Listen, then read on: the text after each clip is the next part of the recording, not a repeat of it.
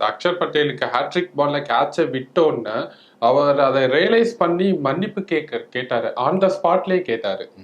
ஒரு கேப்டனா அவர் அந்த அளவுக்கு இறங்கி போய் அவர் செஞ்ச தப்ப ரியலைஸ் பண்ணி மன்னிப்பு கேட்கறதுங்கிறது எவ்வளவு பெரிய விஷயம். அதுதான் நம்ம அந்த ரோஹித் சர்மாவுடைய பண்பே அதான் வருது. நிறைய பேர் இதை பெரிய பண்ணியிருக்காரு. அவர் தன்னையே ட்ராப் பண்ணிட்டதே அதே ஒரு பெரிய பண்பு தானே. ஸோ அவர் திருப்பி அவருடைய ஆஸ் அ மேன், ஒரு கேப்டன், ஒரு கிரிக்கெட்டர், ஒரு ஸ்டார் கிரிக்கெட்டர், ஹிட்மேன், ஒரு ஸ்டார் சூப்பர் ஸ்டார் கல்ச்சர், அது எல்லாம் தாண்டி ஒரு தனி மனிதனாக ஒரு நல்ல மனுஷனாக நிற்கிறாரு. அது ஒரு அவரோட பாராட்டக்கூடிய ஒரு பண்பு அவர். அது நிறைய தடவை காமிச்சிட்டார், நேற்றையும் காமிச்சார். அப்புறம் அந்த மேட்ச் இன்டர்வியூவில் கூட சொன்னார் கடைசியாக, நாளைக்கு ஒரு டின்னர் ஆக்ஷன் போய் அக்ஷர் பட்டேலை நான் கவர் பண்ணிவிடுவேன் அப்படிங்கிற மாதிரி ஒரு விளையாட்டாக கேஷுவலாக சொன்னார்.